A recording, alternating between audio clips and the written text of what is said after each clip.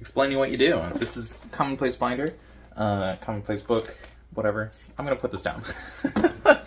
Okay, this is the Commonplace Binder 101 playlist. We're on video number 90, which is great because it means we are 9/10 of the way through a 100 video playlist. So this is Commonplace Binder, an easy system, and explaining what you do. What am I doing? Well, the same thing that I've been doing for months. I've been making the same videos on the same subject. Yeah, so why is a Commonplace Binder an easy system? So we've got this thing. Wow, look at that. These are the videos that we've been going through. These are the main keywords for each video. So if we look at video number 90, we can see it says easy. I think that was either a train or a church. So hopefully, okay, that's definitely a train.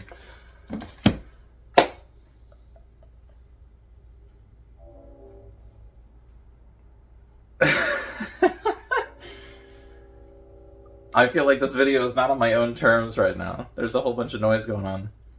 But yeah, what do you do? Make commonplace books as binders and on your own terms. This video does not feel like it's on my own terms with the train going through, but that's okay. We're gonna just move on. Patchwork of Projects. So just like this is a patchwork of random note cards or index cards or whatever you want to call them. The things that go in the commonplace are kind of all over the place.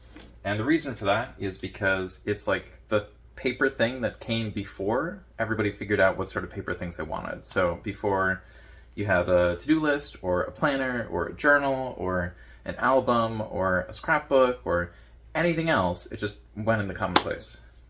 And so it's kind of like telling someone what a shape is rather than just telling them what a specific shape is. You know, like it's very easy to explain the difference between a rectangle and a square, but how do you explain a shape?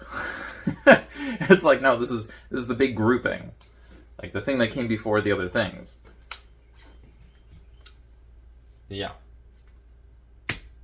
Building a better alternative. So what are we building a better alternative to? The Commonplace Binder is kind of the same as a commonplace book, but I think it's a better alternative because if you have a binder, you know, the stuff can go in and the stuff can come out. Some people are talking about disc bound now, which I think is interesting because I didn't see much talk about that before, but that's cool, you know, another option.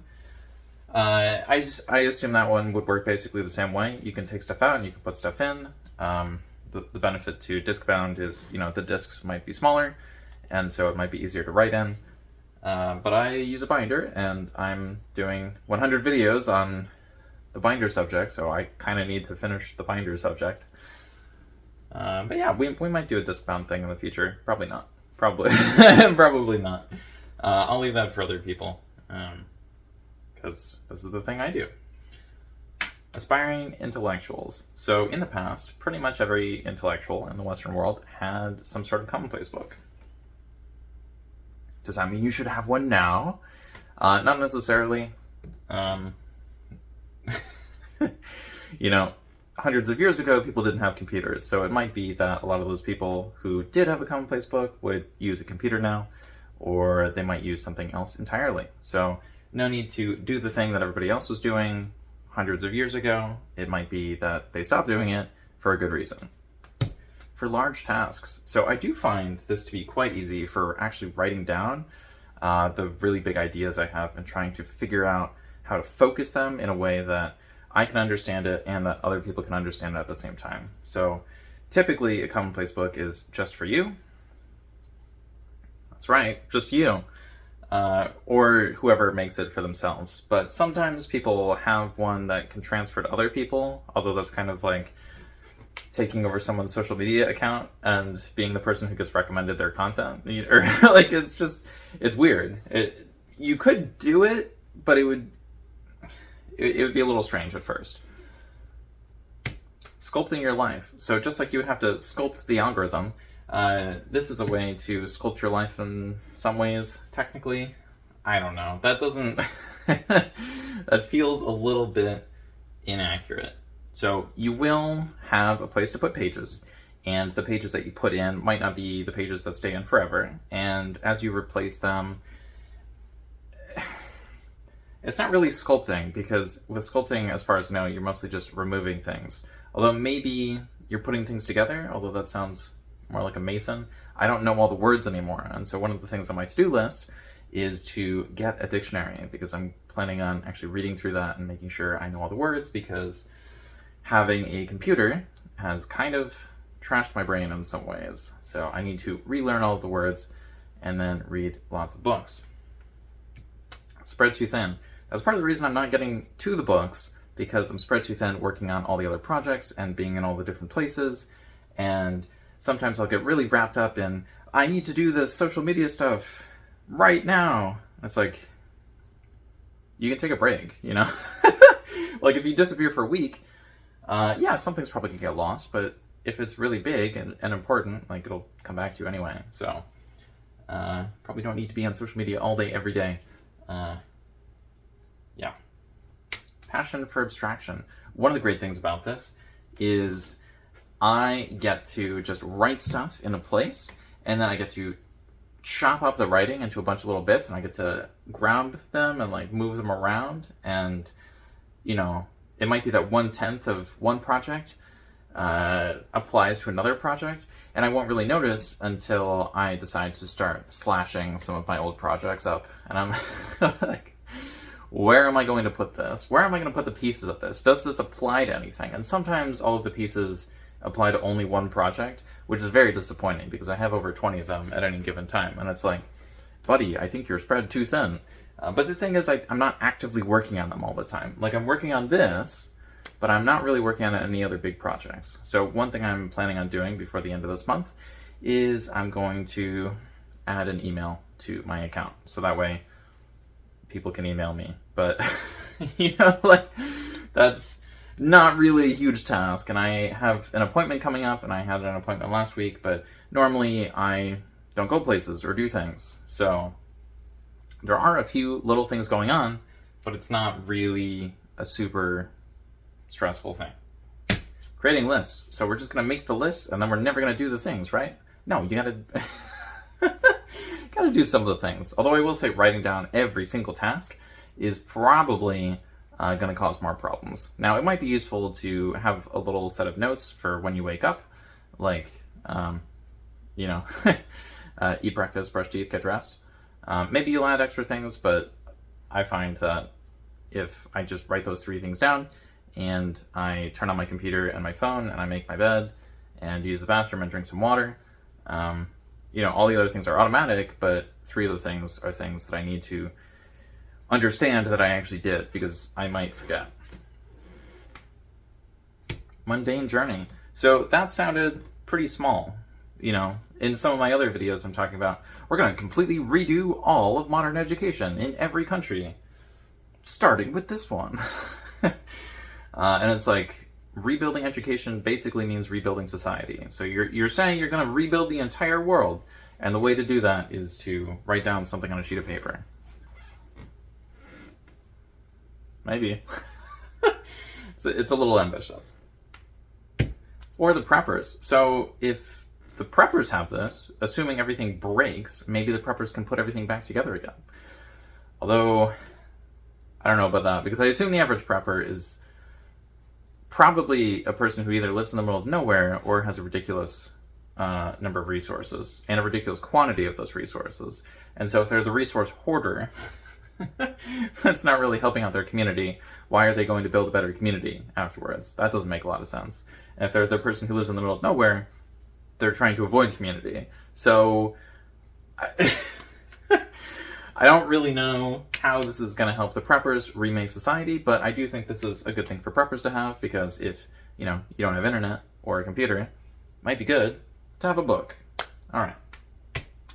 Golden Goose Incubator. I have found that it's quite easy to turn some of my okay ideas into great ideas over a long period of time. And it's also really good for having the great ideas in general, and then having a place to put them. Because it used to be, I would think something, and I'd be like, oh, that's great. Yeah, that's really good, actually.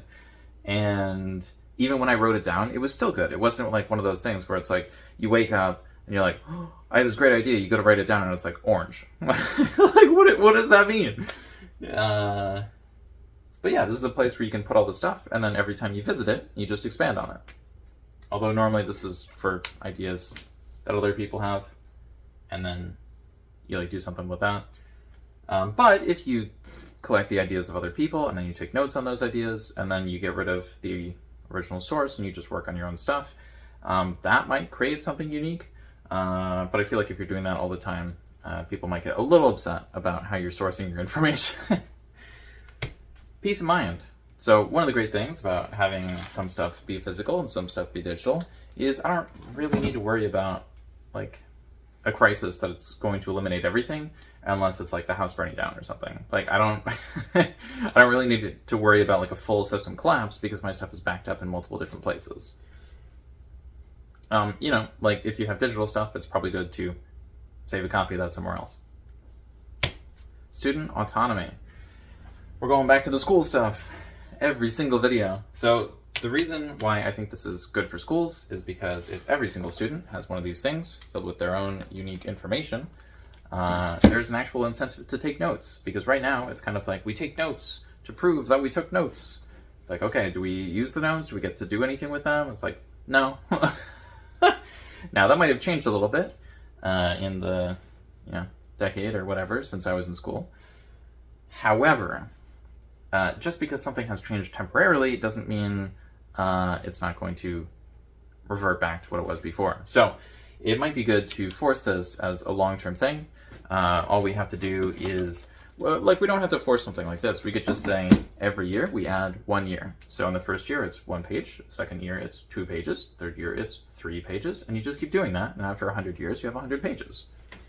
So not too difficult. Should give a decent amount of student autonomy, especially if what we do is we just grab the notes from the top half of performers and double it. So like you just photocopy the notes of the people who came before and then give those to the new students. And so the new students will have information which is relevant enough to whatever they're going to have to go through at school. And yeah, should be good. Found my thing. My thing is to talk about Commonplace binders. No, hopefully it's to talk about, students and actually helping them out.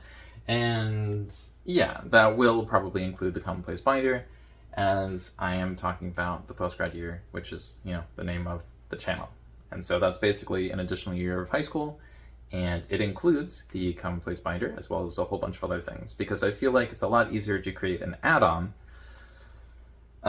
which is based roughly around the end of high school and the beginning of college, than it is to completely redo everything all in 1 year, because even if everyone was on board, all of the staff would need to be retrained, all of the buildings would need to be constructed, all of, there are a lot of things that would need to go into it. A bad bet.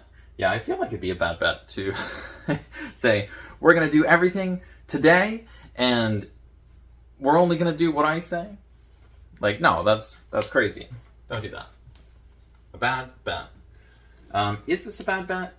Going with the Commonplace binder? Well, if you struggle to write in binders, then yeah, this is probably a bad idea. If you're in a place where people are constantly going through your stuff, then this might also be a bad idea, because if you write down the wrong thing, they might get upset for no reason, and it's like, they went through my stuff and now I'm in trouble. Like, what? There are a bunch of other reasons this could go bad, but I think for most people, in most situations, this should be pretty good. Cognitive load. That's one of the main benefits, actually. So if you are stressed and you just want to write stuff down before you go to sleep, you can put that on a sheet of paper, and then when you wake up, you can look at the sheet of paper and be like, okay, does this make sense? And if the stuff makes sense, you can put it into the binder. And so that way, the ideas that you have before bed will have value, and the ideas that you have after you wake up will have value. But you don't need to stay up for 2 hours thinking about whatever nonsense is on your mind. Now, some people might try this and then say, well, I wrote 4 pages before I went to bed and it kept me up for the full 2 hours anyway. And it's like, okay, well, start earlier then. Also, if you have 2 full pages to complete, it might be better to, ruin the sleep schedule just a little bit to get one of the things done. Probably whatever's easiest in the moment, as that way it won't be a thing that needs to get done the next day.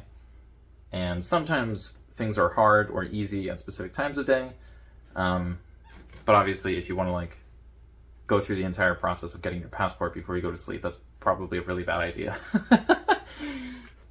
Like, if it's something easy, like just brush your hair, then like go brush your hair, it's fine. System. So my system is a binder instead of a book. It's in rings, which means I need to hole punch all of the pages or slide them into a sheet, but considering that's really annoying because they stick out like this. By the way, this is the page for this, just as a way for me to prep before videos, or in between videos, because I normally record sets. So I think this is the second set, and you'll be able to tell by the color of the shirt. I like to keep the color of the shirt the same when I'm recording, as it helps me know when I recorded, and it also helps other people know when I recorded. But the point is, the system is just, you put pages in, and then there's a contents page at the beginning. And so this is the only one that's different. And I just write down the information on the tabs, and, you know, that's what shows up in the content section. How do I do it? Or maybe, how did I figure out this easy system? Well, I had a bunch of school notes, and I needed to get rid of them, and I didn't want to just throw them away. I wanted to at least look through them. And then I thought to myself, what if I only got rid of 10% of the stuff every time I went through it, and I would summarize all of it into something more useful? And so I did that, and so that was a way for me to extend my length of time in school without actually having to pay for additional schooling, and to think about all the things we'd actually looked at. And I have to say, a lot of the stuff was garbage. But that was good, because it meant I got to look online for all the answers, I got to talk to other people about the questions, and it was a good time. So, if you feel like you have enough to do more of this, and you're really confident about it, maybe you are an expert beginner. And so the next video is expert beginner. Maybe it's for expert beginners. I guess we'll find out. But until next time, I hope you're having a great day, and I'll see you later. Okay, bye. I've been waiting forever.